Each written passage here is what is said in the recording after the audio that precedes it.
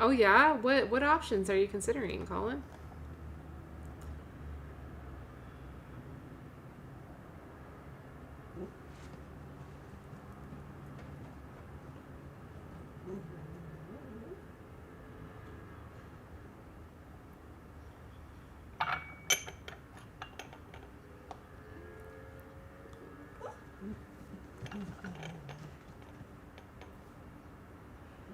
Cool. Awesome. Well, good luck.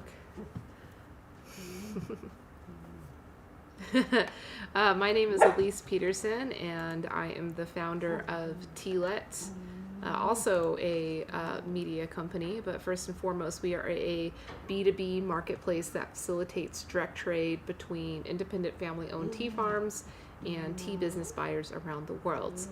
So, the purpose of content in my business is to essentially introduce the lifestyle of Gung Fu Cha, the appreciation of high quality tea versus what conventionally has been promoted to people in the grocery store. Okay, and then this is Bitcoin. He's insisting on coming up here and saying hello as well. He's wearing his jammies today. I know, it's too much. It's too much. Yeah, it's his whole jammies set. He loves it because he gets cold.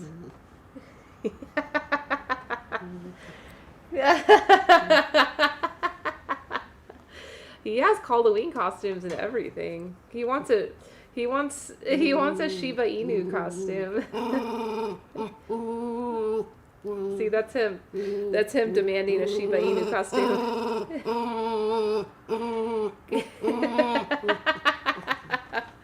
All right.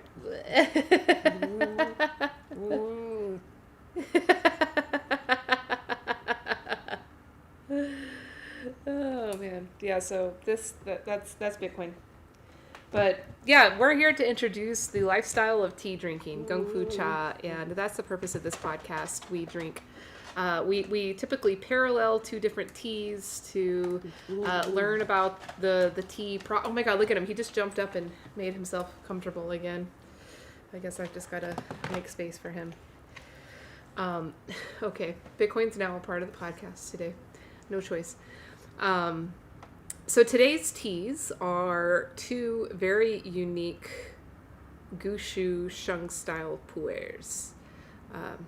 Yeah, Colin, would you like to introduce these teas?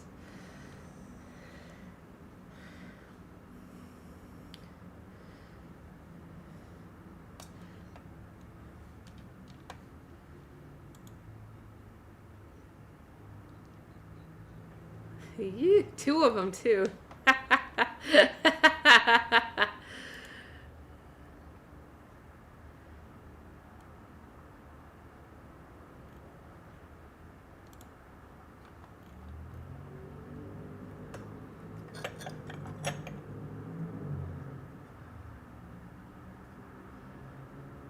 Oh no. That's this one.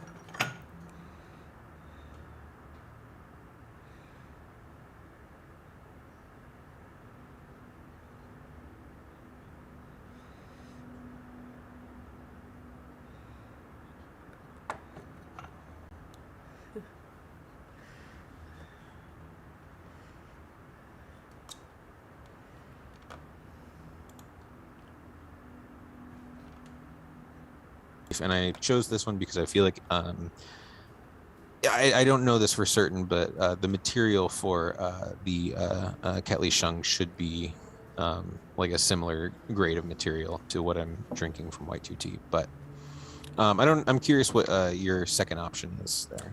I am going with a Gushu Sheng that I got from Ilo Mountain, specifically Manla. Manla is the name of the village. Very remote place, not famous.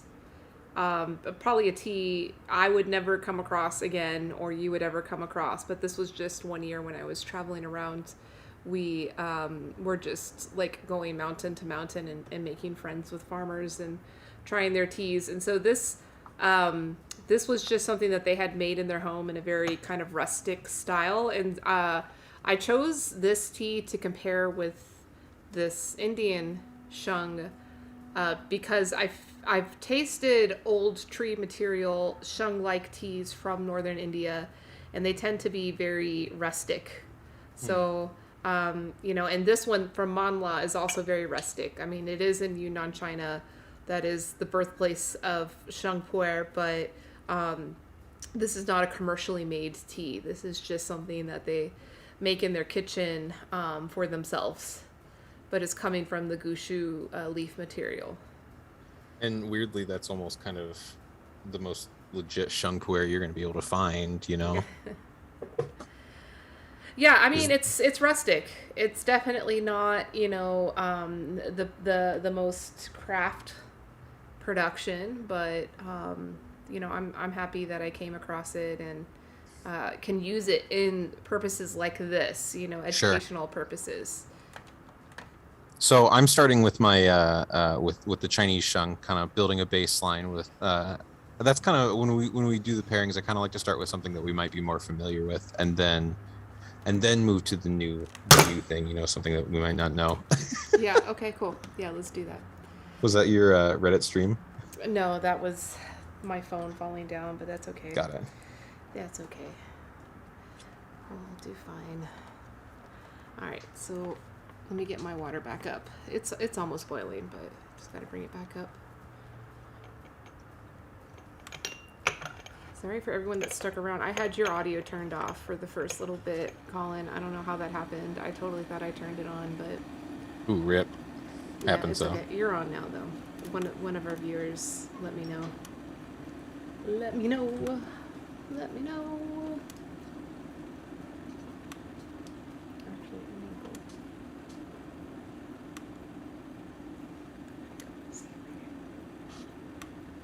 go. Um, so something that I think will be kind of a fun comparison is that kind of more, I guess, rustic kind of sheng that you're drinking. And I love that you have that story about it because as we just started, right before we started, you were kind of telling me a little bit about the just visiting mountain to mountain. I feel like that's like every Pusader's dream. Yeah, but it's not what it's made out to be. It's a lot more Sure. challenging than just that, and but it's fun. I guess yeah. If you're just out there for the sake of learning about tea, definitely a rewarding experience. But if you're out there for the purpose of business, it can be quite challenging. Quite challenging, sure. Yeah. Um, so I've got a kind of a question from somebody in my chat about kind of my setup here, and it does look very different. So while we're getting started, this might be kind of a fun time. So I commissioned my grandmother to make a couple chabu, and so I've got two setups, and I'm kind of mixing a kind of a dry setup with like a more wet table setup, like Elise has here with a boat. So that's the only difference. But like it's kind of one of those things that like kind of goes back, I think, to what we always like to talk about with our episodes too, is that there really is no like right way to make tea as well. And I think that this is a good episode to kind of talk about that as well, with like a very non-traditional style, in your case two kind of less traditional styles of a very traditional style of tea. Mm-hmm. But we can make the same tea in like two like slightly different ways and still have a similar, if not very enjoyable experience, you know.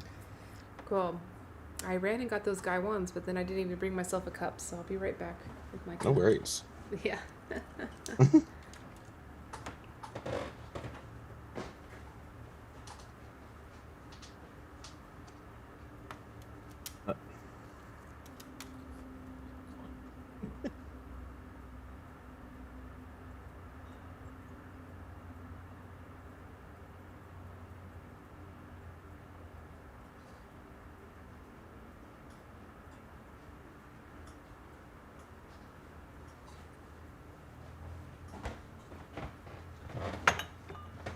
All right.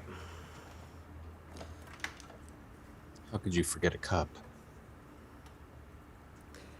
Now I'm ready to brew. How could you forget a cup? I know. Well, usually because I have cups here waiting for Right. me, but this past weekend I like cleared everything off and reorganized everything, so it's all a little disoriented. So I feel like you got one of the busiest tea tables that I've ever seen, honestly. Yep. Got a problem with that, Colin? No, because my tea table's pretty damn busy itself too. Yeah, I mean, that's what's cool about Gung Fu Chas is everybody's style. And you know what? I'm a busy person. I've got a lot of things going on. So I like kind of intentionally let it remain busy because it's an expression of myself. So a lot of tea people tend to be less busy. You know, that Mm, tends to be a characteristic associated with tea, which is why you it's also shouldn't interesting. pigeonhole that tea has to be one way or another. But there tends to be a lot of like meditation and what was that like a minimalism involved with the. Mindfulness. I am careful of using that word Interesting. because in saying that, because we are contrasting it to my busy table, and I'm also practicing mindfulness, right? So, you know, mindfulness Sure. does not exclusively mean minimalism or a lack of distraction. In fact, mindfulness, I mean, that could be why I enjoy busyness because it's almost like a challenge to remain mindful in a chaotic state, Mm. which still mindfulness, you know? So that's why I'm really cautious about saying that the opposite of my tea table is mindfulness because, but it's definitely not like any kind of reverence. I mean, I have like plastic duckies and a phallic shaped, you know, ceramic thing here. So, like, definitely not anything. Um, oh, and the disco ball, which on your stream you won't see, but oh, here we go. You got a disco. There's a disco going on above your head on my stream, which is cool. Oh, I can Um, see it.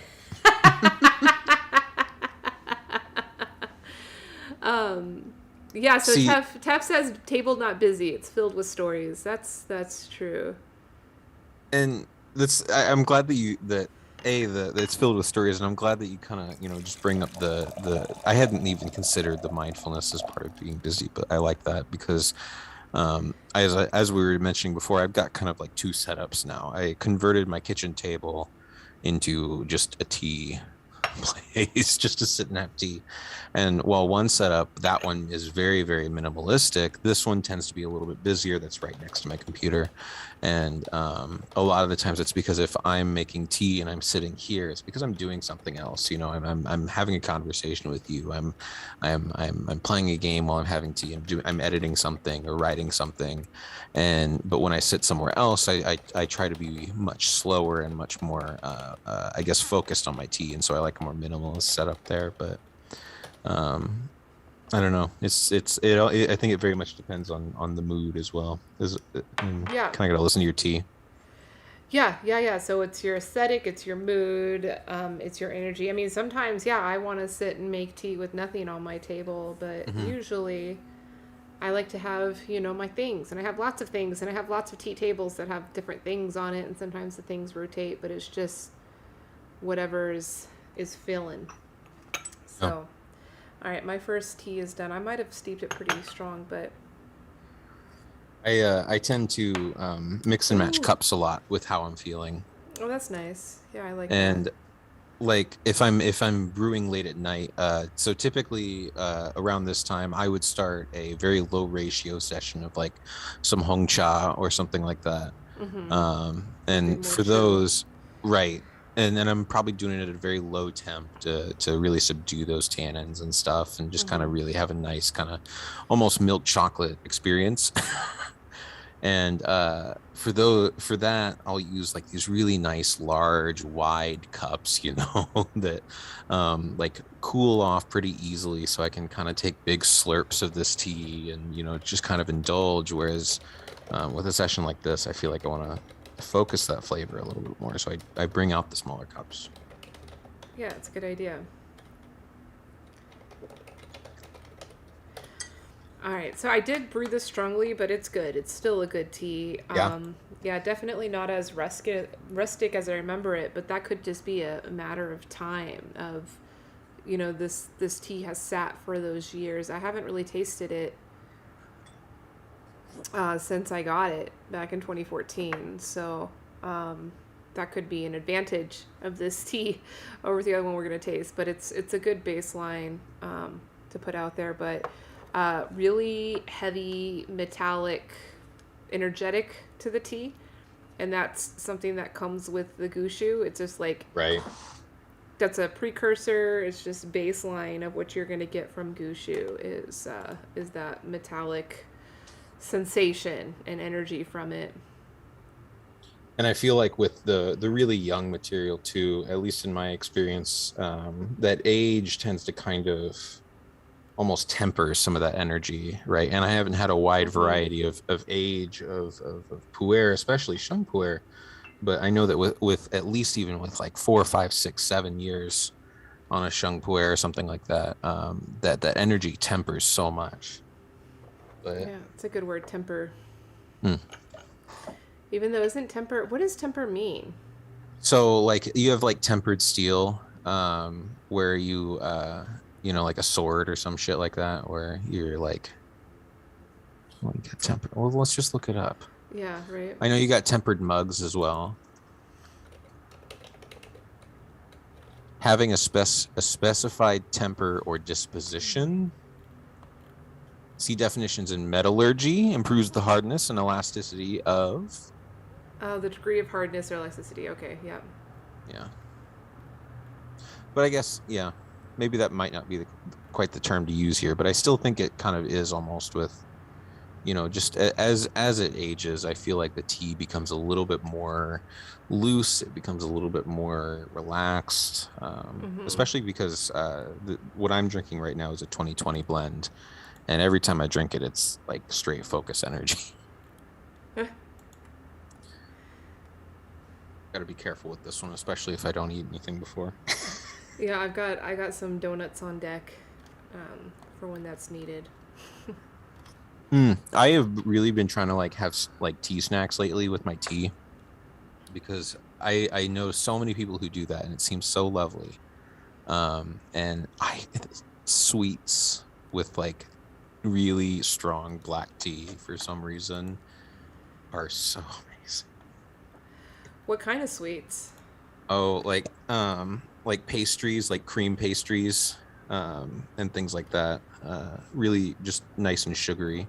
Like a Twinkie? Now a Twinkie. Now we're talking. I haven't had a Twinkie in a while. Well, I'm sure that box of Twinkies in your pantry is still good, so.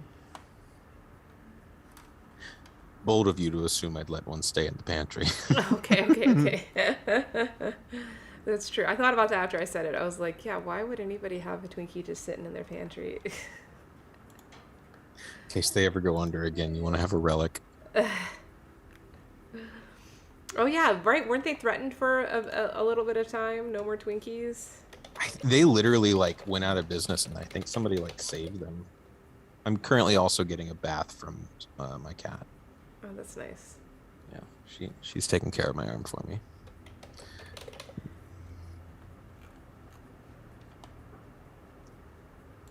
So I feel like and I know kind of, and I'm very very familiar with the Ketley Shung, right? So I kind Mm-hmm. of know a bit of a comparison here. And just one thing that I really always notice about young Chinese Shung, just straight off the bat, is like the astringency of it. Mm-hmm. I feel like it's almost like this characteristic of it, and it's what turns a lot of people off, because I know a lot of folks that are like I only drink the like aged shit, and you're like, okay, whatever. But that astringency, there's almost something to be like gained from that. I don't know how astringent yours is, especially since yours has some age on it, but mine is Yeah, like it's not very astringent. That's what I was commenting on, how smooth it is, right. which could be an age thing. Um, yeah, this tea is just aging really well. It's a really nice tea, actually. See, in the one that I'm drinking, I always make in clay, and and part of it is because when I make it in porcelain, it's just bitey as all hell.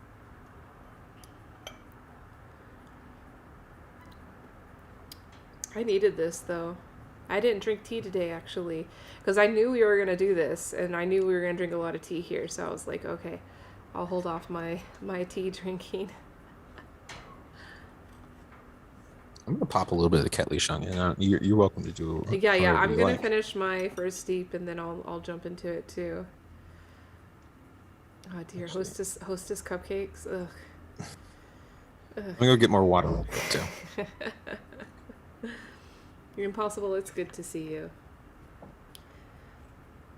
We are recording a live podcast right now, so if we do not respond to your questions or comments immediately, please have patience with us.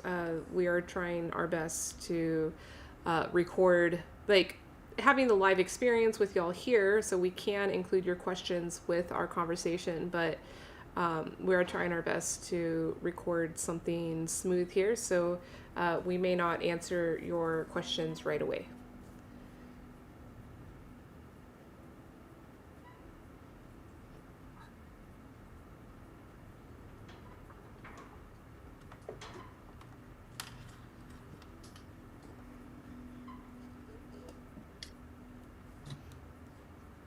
All right, I'm gonna let my water heat here. But as I was getting up though, I was thinking, my like as far as like snack cakes go, I'm a big Little Debbie fan. And oatmeal cream pies always have my heart. Yeah, those are it. Yeah, that's what I was gonna say. But I can't have too many. I think like the last time I enjoyed one of those was probably like 15 years ago. And I really enjoyed it, but I think I overdid it. I was like on a camping trip or something, and I ate like an entire case of them, and I was like, you know what, those were good, but So when I was in college, I would buy like two boxes of oatmeal cream pies and two boxes of the Little Debbie fudge rounds as well. And would just sit up on my couch in the living room of my of the house that I lived in and just sit there and just alternate between the two of them in the afternoon. It was really bad, but it was really, really bad. all right. So we're here talking about healthy lifestyles such as tea drinking. Yes, we are. So tea. So while my water's heating, so the one of the things that I always like am really just amazed by with this Ketley Sheng though is the color of the leaves. Mm-hmm. They are like straight black nearly. When they get wet, they turn kind of greenish a little bit, but they look like they're old as hell. Supposedly this is because they get sun dried so extremely in comparison to like a young shung, but that is literally 2020 material. So Yeah, it is very dark, yeah, very dark and dense. you're gonna brew that whole thing. No, no, I'll pick off a piece. Yeah, no, thank you. They got it pretty condensed for, Yeah. like I assume that they used the cement method. They don't have a hydraulic machine. And anyway, the hydraulic machines, you really only can use those for the highly fermented show pours. So this is the bean itself. I don't know how well you can see that, but it's fairly tight.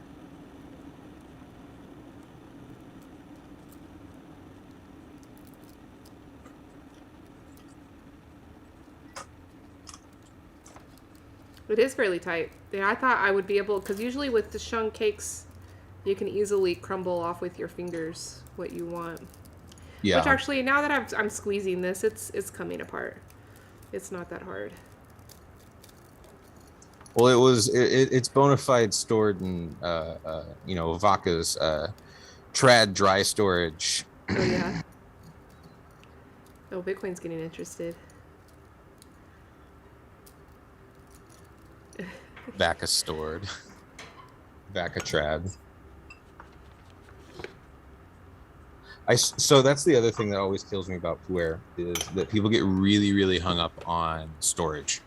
Yeah. And I'm literally sat there like, okay, so I'm already all worked up about literally like factories, mountains, terroir, show versus sheng, recipe number shit. And now you're telling me that where it's stored is gonna matter too. Yeah. Yeah. Like pu'er connoisseurship is unbelievable. Yep, it is. And, you know, I've known a few like pu'er consultants, the people that you can hire to help you with this.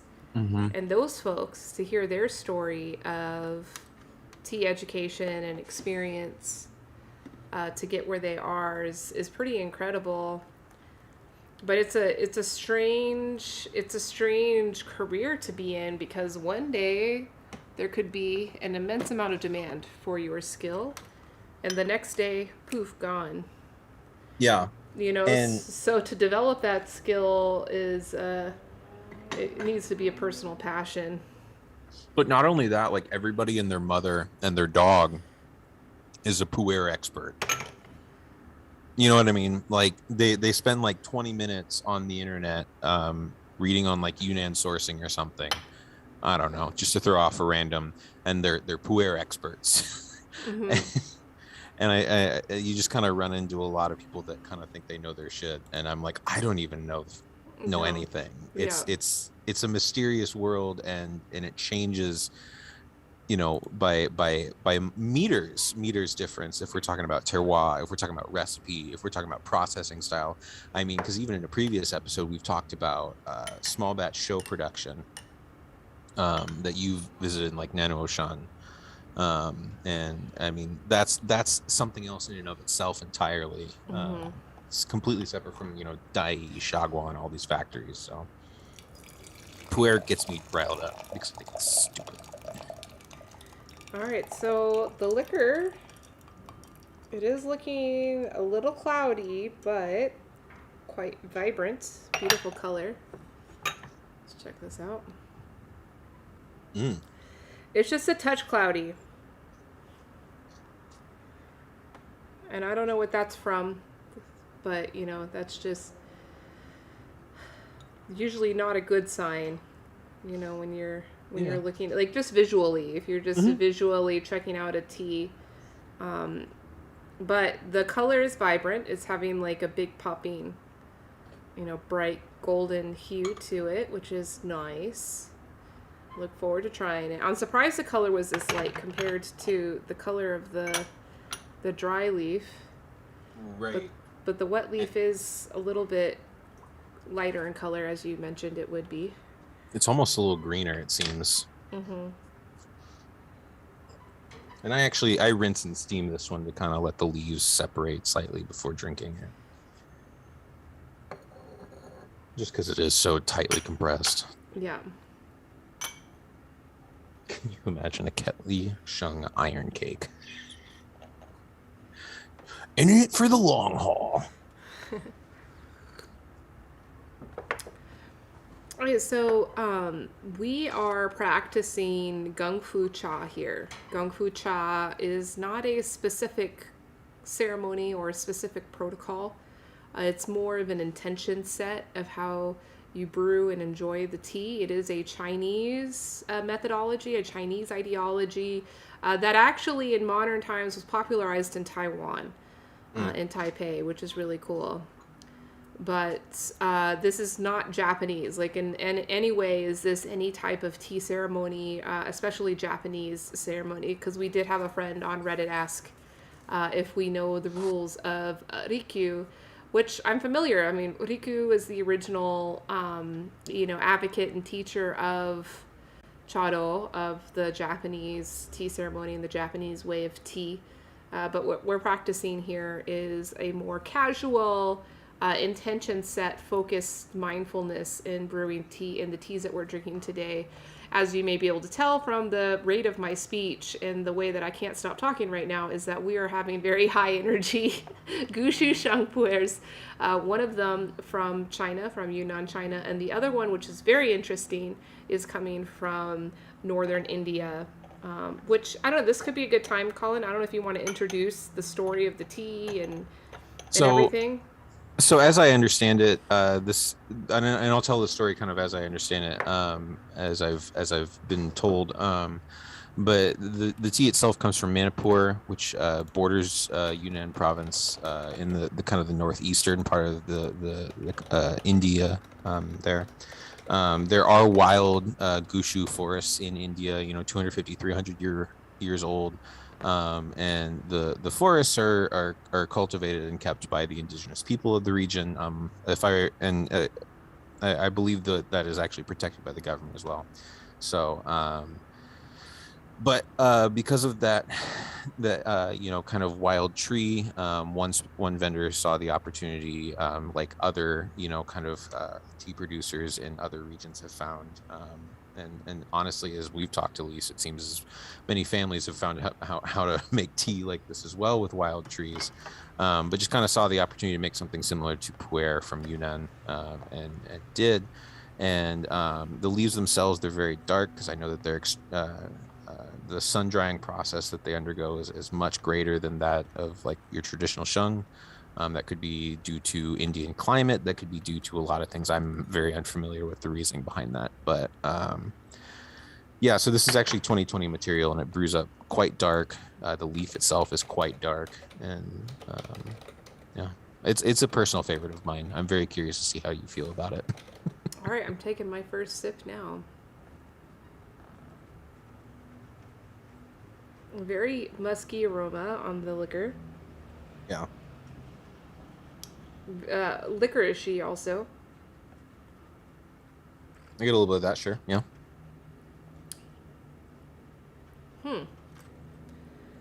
A lot more mild than I was expecting, but I did brew it very lightly because, I was a little biased, with these like rustic new teas, to be very careful in the brewing, to not make them too astringent or. And this one I have found can brew up fairly astringent. If kind of brewed at that kind of right balance, I get some sweetness from it, especially in those early steeps, which is something that I feel like I'm not super accustomed to with these younger Sheng pu'ers. But I think what's most interesting to me is not so much the differences between this and the Chinese Sheng, but the similarities as well.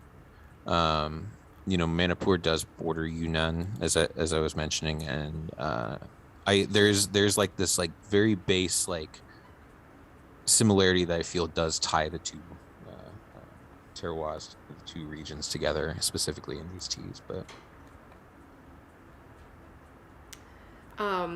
That's interesting. I'm going to go back to what we were talking about a second ago, because I did look up Rikyu's 7 rules.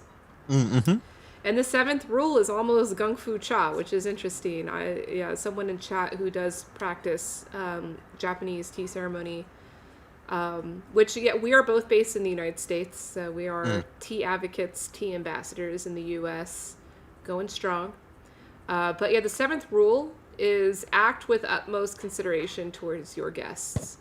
And honestly, hospitality. Yeah, the hospitality element of Gung Fu Cha is super important. And even though, Colin and I are in our own spaces and brewing the tea for ourselves as the guests, we're doing this live stream, we're recording this podcast, and that's part of it as well, is being mindful and focused on the comfort and the hospitality of our guests over even our own comfort and hospitality. It's really an action of vulnerability, which is why I love tea so much. I love vulnerability. I think it's a very powerful state of being and activity that we can do with one another to make this world better.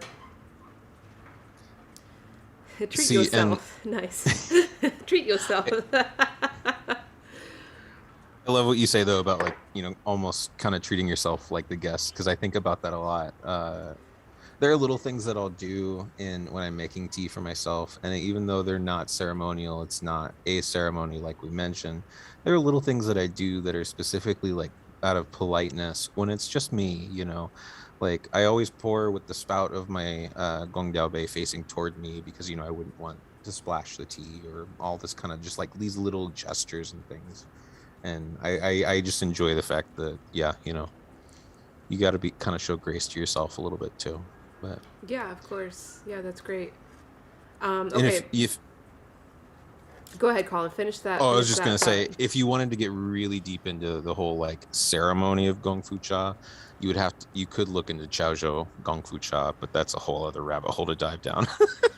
Yeah, yeah, Not even yeah. still not even a ceremony. There are It's just still not different. a ceremony. Like that's just like Yeah, people hanging out on the street corner, sharing hospitality with each other. But I would say like a proper ceremony, there are several sects. So I'm saying it's sects mm, because like these are specific practices or specific teachers yeah, that have created their own ceremonies, a lot within the Taoist community, and also within the Buddhist community. So, like, there are specific ceremonies, I would say probably hundreds of them, oh yeah, that are respected and studied and practiced. And that's essentially what makes a ceremony. I mean, Colin, if you and I wanted to sit down and draw up a practice and, like, assign significance to each step of the protocol, and then we started teaching and advocating that with followers that are also practicing it, like that officially would become a ceremony, and it would be a yeah, respectful ceremony. What's disrespectful is to artificially assign what you're doing as a ceremony when you're not in fact treating it as such. Like, it doesn't necessarily have to be a spiritual thing. A lot of times it is associated with spiritual practices, but it's respected as a spiritual thing. So, like, if you disrespect someone's ceremony, it's like disrespecting their religion or yeah. disrespecting, a way of life for them. So that's why it's really important that we talk about these subjects, because we want to be respectful, right, Colin? Oh yeah. I mean, yeah. I'm a white kid, enjoying something that is very like distinct in Asian culture. So yes, I would like to. Yeah, yeah, Uh, but we're not going to be dicks about it in order to do it. Then that's kind of like the weird, balancing line that we walk, is like to be respectful, but then not to be overly woke culture about it, gatekeeping about it, which right. can become problematic as well. It's almost as if we should all just be chill, bro. Yeah, we're drinking tea. Like, come on, that's what this is all about. All right, so I was going to give my notes about this tea Yeah, yeah, because yeah. Please I'm do. like thinking about it. Okay, so it is astringent. It is like, especially on the aftertaste, Yeah, on the yeah, yeah. front taste, it does have quite a full mouthfeel, which is nice. It's not as full and satisfying as the mouthfeel of the Yunnan Gushu that I'm tasting. This one is just super complete, and it's like Yeah. sweetness and fullness. This the Ketley one is like a little bit lacking, although it's there, and you can taste the metallic taste of it. You can taste the roots, which is good. It's also much younger too. Yeah, so yeah, it was hard. I didn't exactly match the right harvest with these, but it's good enough comparison. Yeah, yeah. The energetics on this one, I am like in my mind feeling a little like flustered and a little bit like scattered. Yeah. So the energies are, and that's age. That one I would assign to the age of the tea, because this one was like super smooth, and I even like oversteeped it on the first steep, and it still came out like really mild, really sweet, and the energy really, like, yeah, I had energy because I was talking Yeah, a yeah. lot earlier, but I'm still talking a lot. I'm still got it. But now I'm feeling a bit more scattered in my mind. I'm not feeling as focused and honed in. See, and that's kind of what I talk about when I talk about being tempered almost with that age, Yeah. it comes focused a little bit, but Yeah. But not a bad tea. No, Mm-mm. it's got a lot of merit, and I would be very curious to see how something like this ages, how this process develops as well as more batches of this kind of come out. Yeah.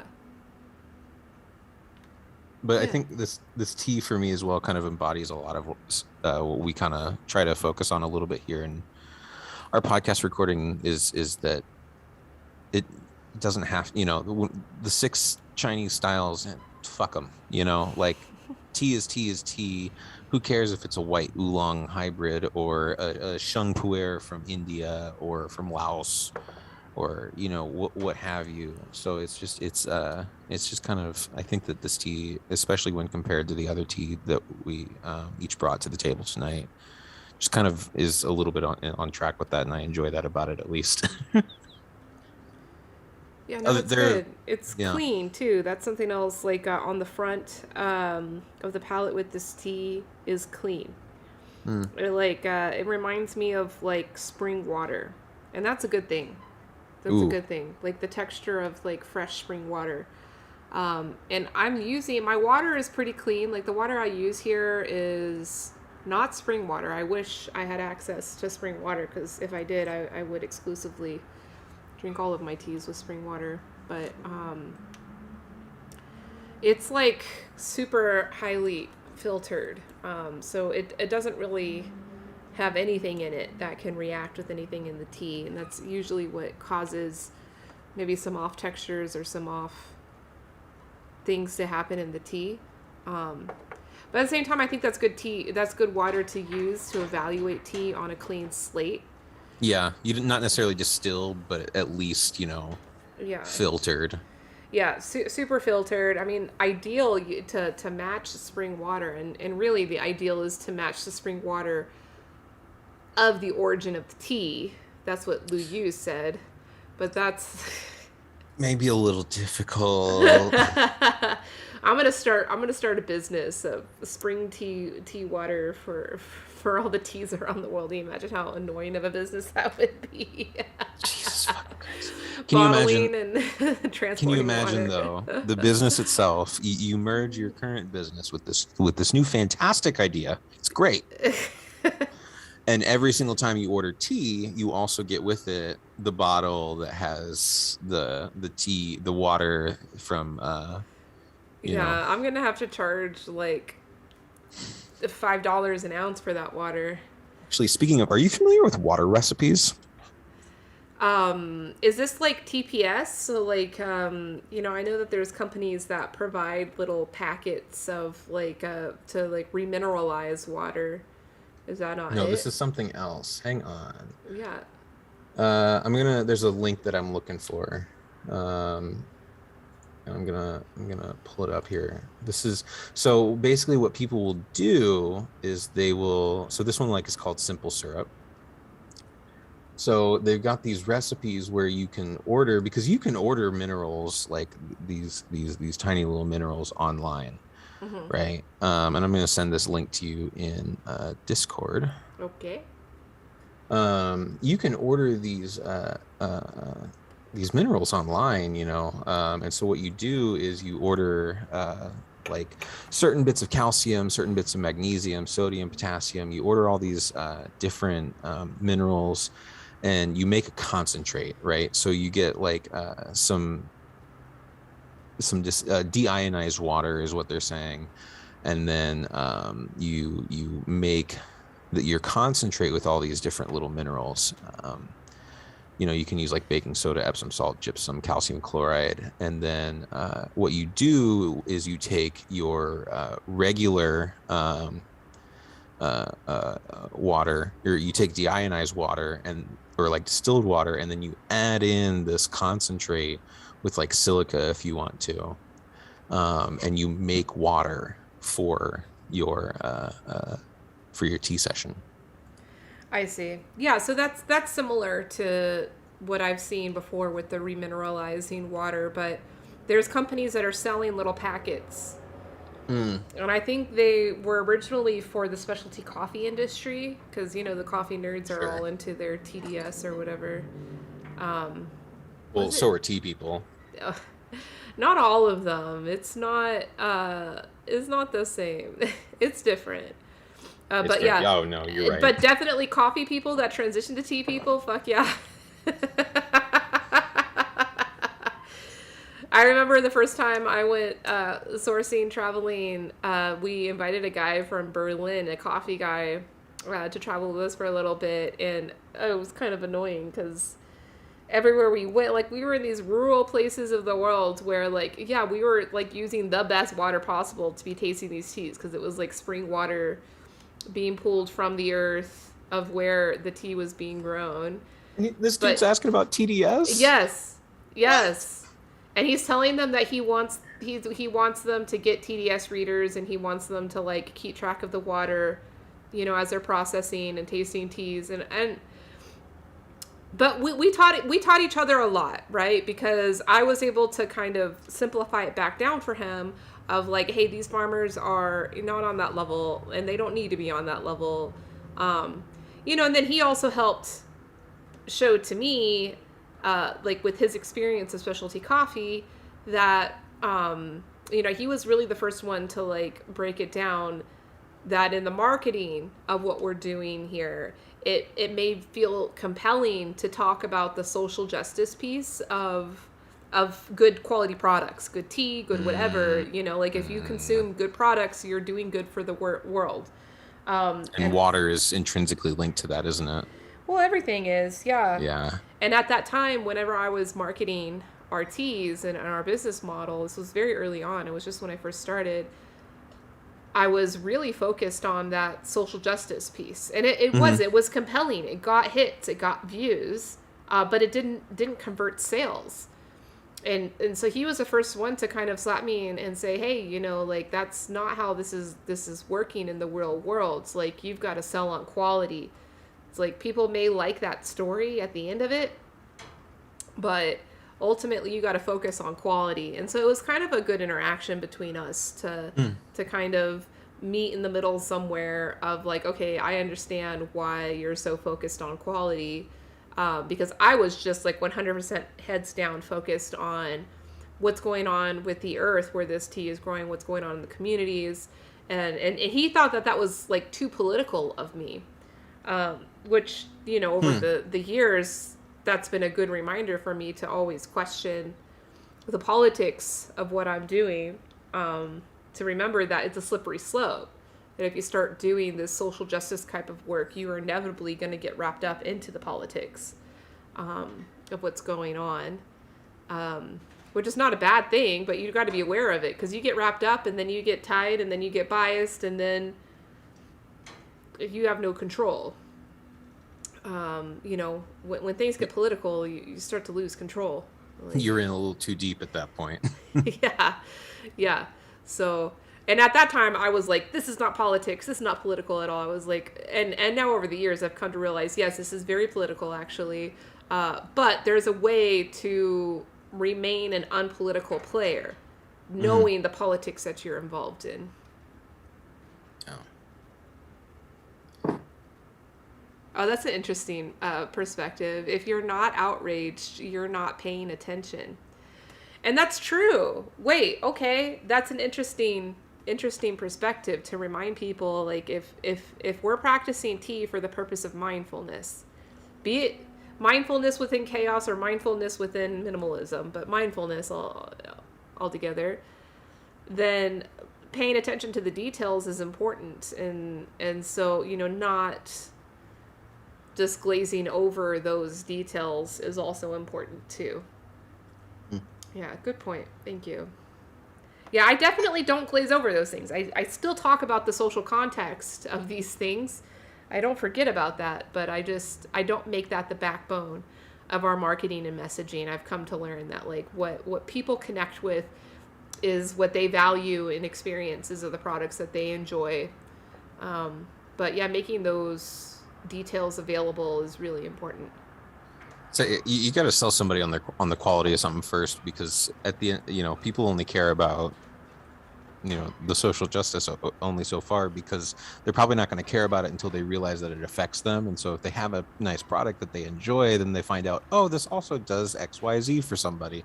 They feel good about it, Mm-hmm. and it's that like return customer that you're more concerned about than the new customer in a way, Exactly. because the return customer will spend more. But Yeah. Yeah. not that I'm giving you marketing advice. I literally cannot. I'm just spitballing with you. I am the least business savvy person on the fucking planet. I wouldn't say that. I would not say that. There's worse, trust me. Probably. Mm. Well, I am a little bit teed out. I think I have to step away from the table. Yeah, it's a lot. This in this second tea that we've had has really stepped it up. I mean, I felt like the energy in the other tea that I had was a lot more concentrated and dense, but it was more mellow. Um, this one is like, it kind of has me jumping to different places. Had two 2020 pressings, so I'm a little less focused than you are. Cool. Well, hey, maybe what we can do is like open it up for questions now.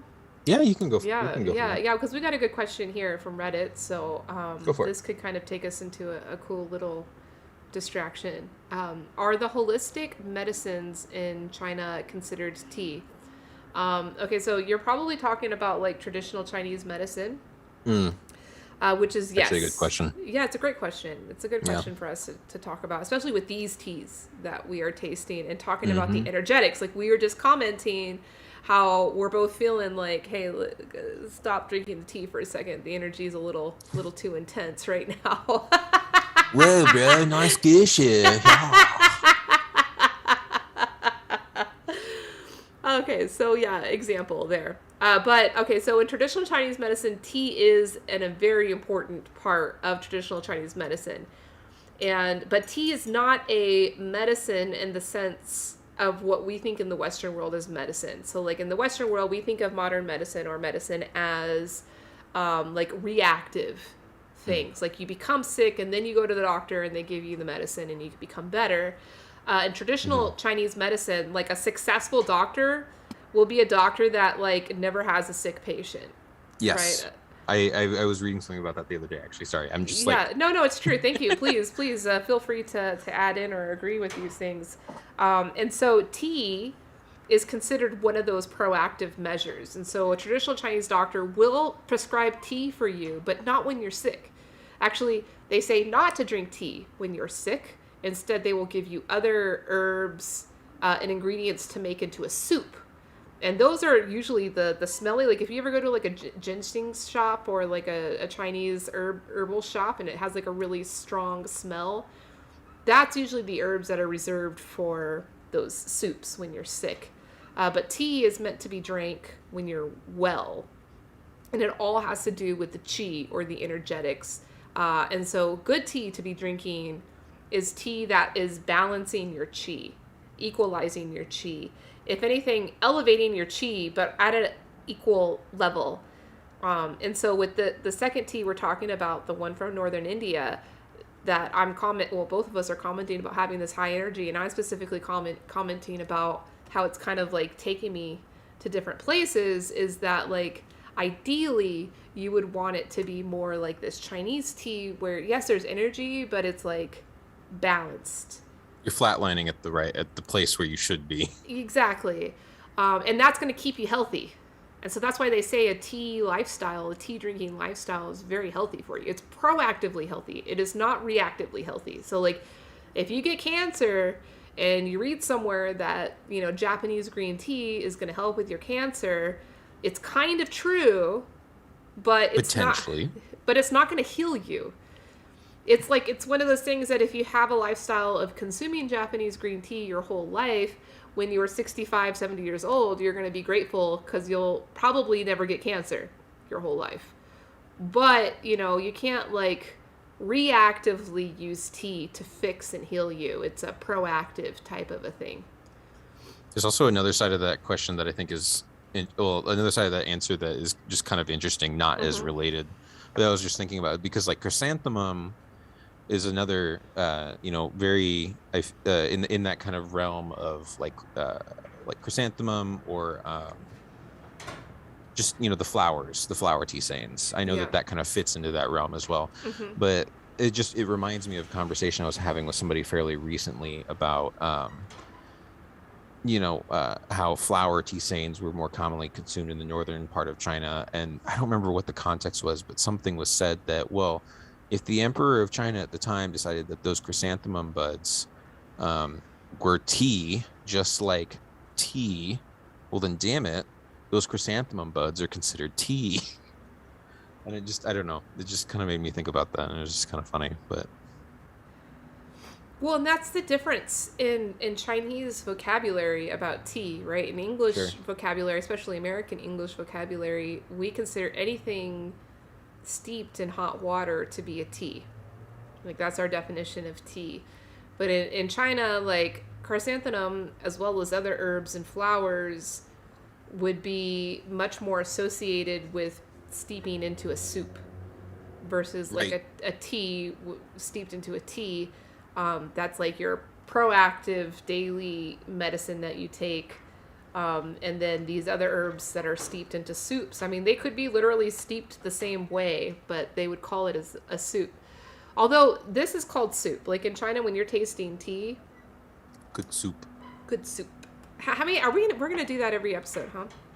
Good soup. Oh no, Tef. Just because there's tea bags involved does not mean it's tea. Tef says humans in a jacuzzi is also tea. Okay, now we're starting to get into what is and what isn't a sandwich, and as soon as that happens, I'm shutting the whole podcast down. I've already been angry a lot today. You don't want to see me get angrier because you start bringing up what is and isn't a sandwich. Well, hot dog. I mean, that's a challenging one. That is literally the number one argument, okay? That is the one thing that will get me to shut this. No, I'm kidding. I'm kidding. I know. I'm kidding. What about a knuckle sandwich? I mean, A hot dog is a taco, says A-Fan. I'm with A-Fan on this. Tough. Thank you for that humor. Your middle of the night silly humor.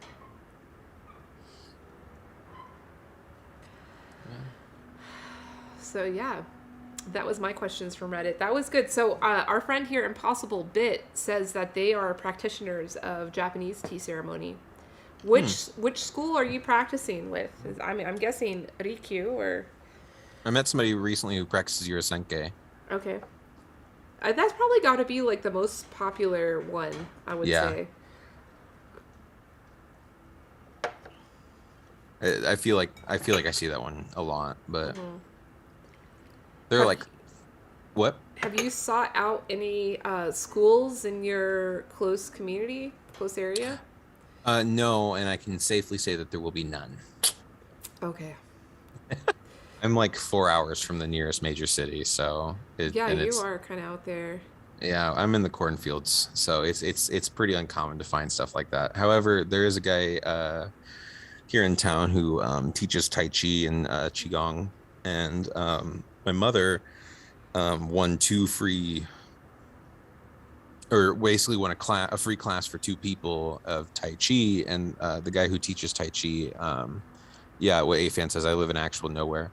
He and I have been discussing having tea together for quite a while, and so it occurred to us actually doing Tai Chi, practicing Tai Chi, and then having tea afterwards would actually be a lovely, lovely ordeal. Mm-hmm. Yeah, it's a good combination.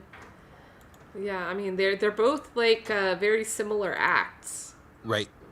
You know, so you're just doubling up on that energetic mindfulness when you do that. So that's a great idea, and that could end up being like a really great way to build a community around tea. Potentially, yeah. I could see that working really well. Yeah, because like for a lot of tea businesses that are starting up, like tea shops or tea brands, they have trouble like educating people, and it's like a chicken and the egg type of a thing. It's like, oh well, I need to have a venue to put the cup of tea in front of people to get them to experience this, but then I can't financially support a venue unless I have a strong customer base. And so it's difficult, but if you find outlets like this, Yeah, you yoga can kind of classes or, yeah. you can kind of educate outside of, you know. Yeah, a lot of people, they feel like they have to open up a shop. That was the example. There's a really great shop in kind of right in the smack dab in the middle of Denmark, not in like the biggest city, but like in a smaller town, small city. And that's exactly what the owner there, he's struggling. And he's like, Danish people don't have a tea culture. Like, they may have drank tea before, but it's the British style, and it's always associated with a meal or, the sweets. The Chinese tea has been hard, and so he went all in on his shop. And I was like, oh, that's a tricky spot to be in. I'm like, yeah, you've got to work a little bit faster to get your cash flow going to support that, because rent and overhead. I mean, overhead is a big piece of it.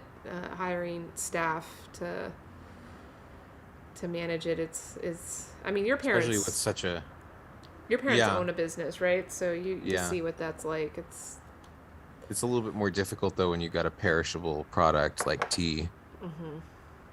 But at least I think I need to shut down on my end so I can start getting ready for bed soon, because it is late and I am an old man. But as always, it's been a huge pleasure. I enjoyed this session a lot. Yeah. This was great. Thank you for sharing this tea with me. I'm happy to have been introduced to this tea. And I mean, I guess closing remarks. It's a good tea. I think they're on a path towards making something good. It's definitely interesting and exciting to see this coming out of India. And yeah, thank you for sharing it. Say, I've got some other teas that I would love to send along to you as well, that we could maybe mix and match with some stuff from you. So cool. We'll talk about that soon. But yeah, I think it's about time that we sent another package to each other to keep this rolling. It's always fun to make this with you. Yeah.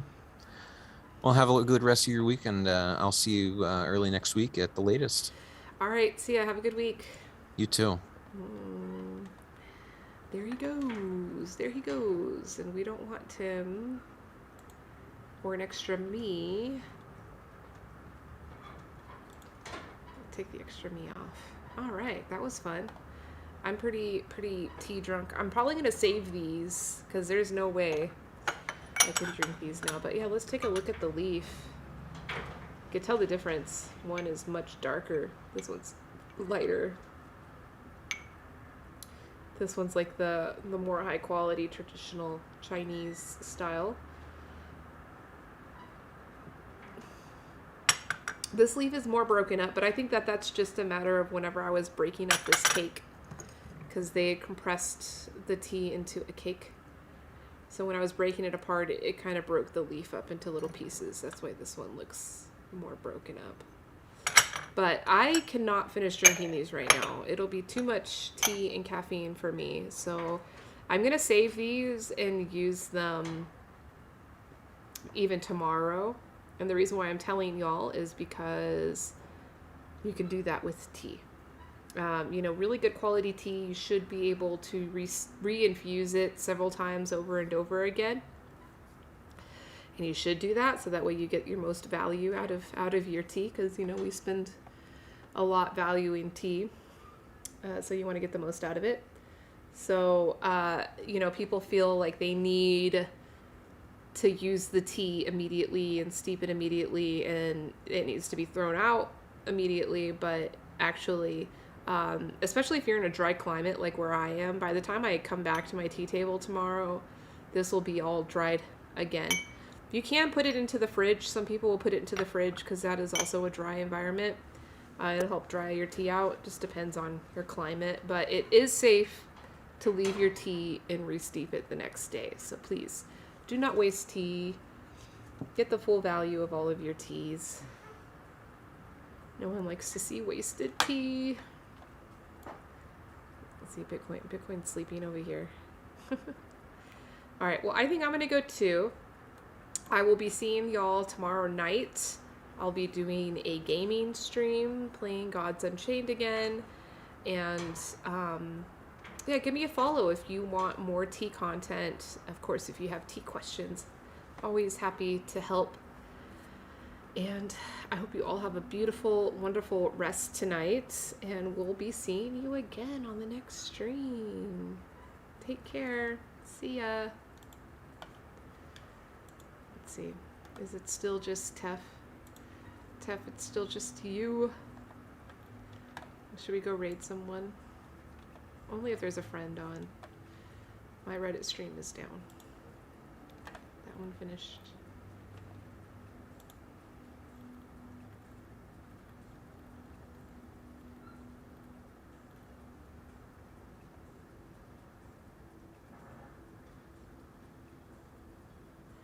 Yeah, I don't see anybody on.